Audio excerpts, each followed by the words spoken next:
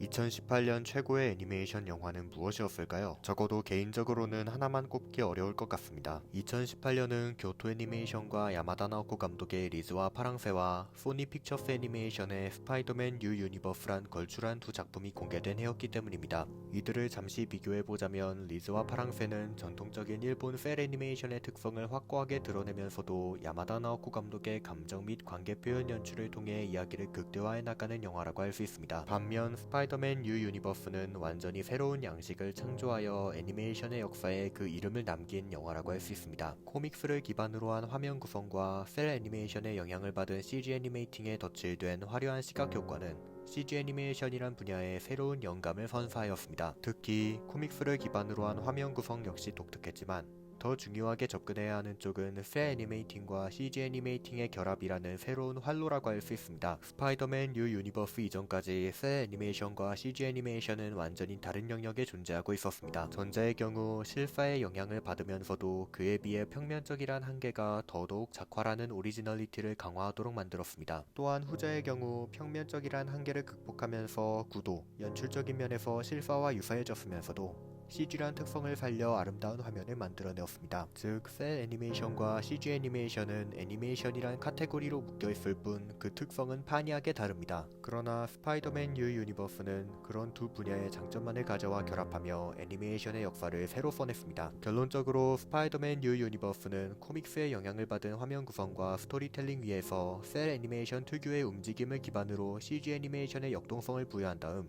화려한 시각 효과를 덧칠하여 관객의 마음을 사로잡는 작품이라고 할 수 있습니다. 그런 명작의 후속작 스파이더맨 어크로스 더 유니버스는 이미 완벽하다고 생각했던 전작을 뛰어넘어 버리는 작품이었습니다. 기존의 장점들은 극대화되었고 이에 색채의 깊이와 변화, 그리고 리듬을 새로 융화시켜 애니메이션의 역사에 남을 놀랍도록 새로운 작품을 다시 한번 만들어낸 것입니다. 우선 기존의 장점들을 되돌아보도록 합시다. 앞에서 이야기했던 것처럼 스파이더버스 영화 시리즈의 특징은 코믹스, 셀 애니메이션과 CG 애니메이션의 결합, 그리고 시각 효과입니다. 스파이더맨 어크로스 더 유니버스는 이 분야에서 더욱 진보했습니다. 이쯤에서 코믹스의 영향을 받은 화면이 어떤 단점을 내포하고 있는지에 대해서 이야기하고 싶습니다. 그 단점은 화면 속에서 코믹스의 정체성이 과도하게 나타난다면 결국 영화로서의 의미가 퇴색되고 만다는 것입니다. 쉽게 말해 코믹스의 정체성이 과도하게 나타나버리면 그것은 더 이상 영화가 아닌 유튜브에서 자주 볼 수 있는 영상툰 정도가 되어버리고 맙니다. 스파이더버스 영화 시리즈가 이 단점을 극복하는 방법은 1편에서 2편으로 점점 발전합니다. 1편, 즉 스파이더맨 뉴 유니버스에서는 만화적이면서도 화면에 녹아들 수 있는 요소들을 선별하여 극대화하는 방식을 활용했습니다. 예를 들면 다양한 효과음과 동작 효과들이 화면에 녹아들도록 연출하면서 이 작품이 코믹스의 영향을 받았지만 끝내 영화로 귀결된다는 감상을 받을 수 있도록 만듭니다. 2편은 여기서 한 발짝 더 나아가는 작품입니다. 스파이더맨 어크로스 더 유니버스는 전편이 보여주었던 화면에 녹아드는 만화적 요소를 그대로 간직한 채 그 요소를 스토리텔링적으로 크게 발전시켰습니다. 전작에서도 등장했던 만화의 컷 분배 연출을 전면적으로 내세우고 강화하여 관객으로 하여금 어떤 이야기에 집중해야 하는지 확실하게 가르쳐주는 한편 복잡한 대사와 연출 대신 만화에 자주 등장하는 한편 모모에서는 같은 설명문을 활용하여 자연스럽게 다양한 멀티버스의 이야기를 하나로 모읍니다. 이러한 스토리텔링이 멋지게 활용되었던 장면이 바로 영화 후반부의 그웬과 마일스의 우주가 서로 엇갈리는 장면이었습니다. 설명문 한 줄로 주인공들이 처한 상황을 한 편에 표현해낸다는 것이 인상에 남았습니다. 이건 제가 오타쿠라서 하는 말인데 만화와 셀 애니메이션의 조합 덕분에 더욱 시너지가 났다는 생각도 들었습니다. 이제 셀 애니메이션과 CG 애니메이션의 결합이 어떻게 발전하였는지에 대해 이야기해야 할 차례입니다. 전작의 오게티를 굳이 찾아보자면 셀 애니메이션의 영향으로 인하여 인물들의 움직임이 조금씩 끊겨 보인다는 점이었다고 생각합니다. 스파이더맨 어크로스 더 유니버스는 그 오게티를 보완하여 CG 애니메이션으로서 보여줄 수 있는 아크로바틱 액션의 역동성을 강화하면서도 셀 애니메이션의 느낌을 잃지 않았습니다. 그 정점이 바로 더블 주인공으로 격상된 그웬 스테이시의 액션이었다고 생각합니다. 그 중에서도 영화 초반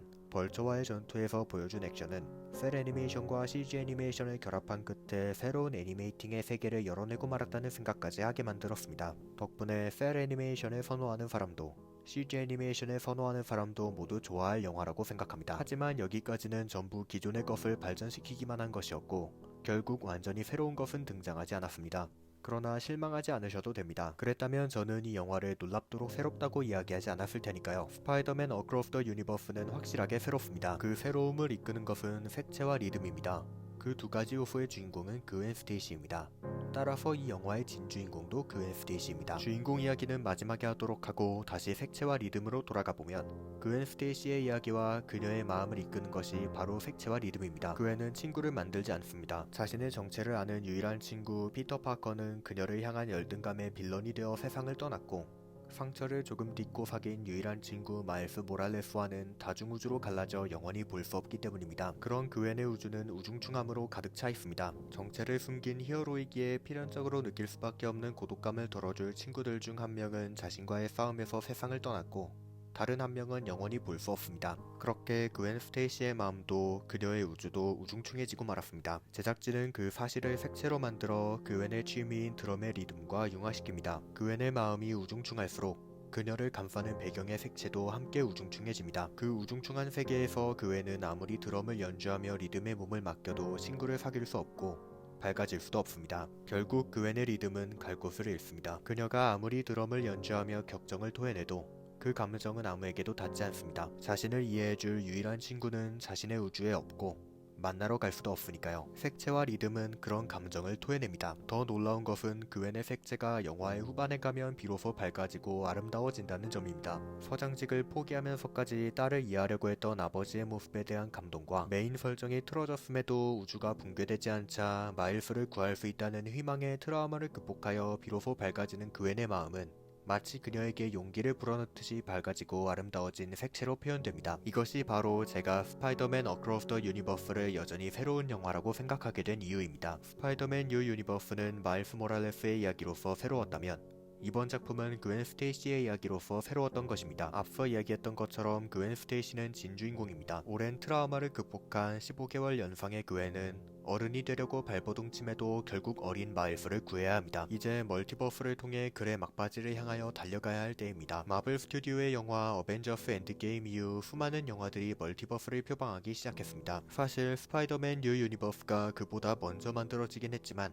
멀티버스가 확실하게 장르화된 것은 어벤져스 엔드게임 혹은 스파이더맨 노 웨이 홈 이후입니다. 하지만 스파이더버스 영화 시리즈를 제외하면 멀티버스를 제대로 다루어낸 영화는 없었다고 보아도 무방합니다. 마블 스튜디오는 멀티버스 장르의 개척자라는 타이틀이 무색하게 쓰레기 같은 영화들을 찍어내고 있고, DC 확장 유니버스는 최후의 작품으로 플래시를 공개한 후 망했습니다. 그나마 괜찮았던 멀티버스 영화라면 Everything Everywhere All at Once 정도인 것 같습니다. 그러나 스파이더맨 어크로스 더 유니버스는 애니메이션 영화로서도 훌륭하지만 멀티버스 영화로서도 훌륭합니다. 솔직히 다른 제작사들의 멀티버스 영화는 아이들이 멀티버스란 설정을 가지고 노는 것 같다는 생각이 들 정도로 유치했는데, 스파이더버스 영화 시리즈가 보여주는 멀티버스는 그 설정을 확실하게 표현하면서도 관객에게 들려주어야 하는 메인 스토리를 놓치지 않았기에 진중해질 수 있었다는 생각이 듭니다. 이번 작품에서는 그러한 장점이 더욱 강화되어 수많은 멀티버스 설정이 빠르게 설명되어 지나감에도 관객은 그웬의 정신적인 성장과 조금은 성장했지만 자칫하면 폭주할지도 모르는 어린 마일스의 이야기에 집중할 수 있게 됩니다. 덕분에 아무리 장르를 돋보이게 만들고 싶다 하더라도 그 장르에 매몰되는 순간 영화는 나락을 향해 간다는 사실을 깨달았습니다. 2018년 공개된 영화 스파이더맨 뉴 유니버스는 놀랍도록 새로운 작품이었습니다.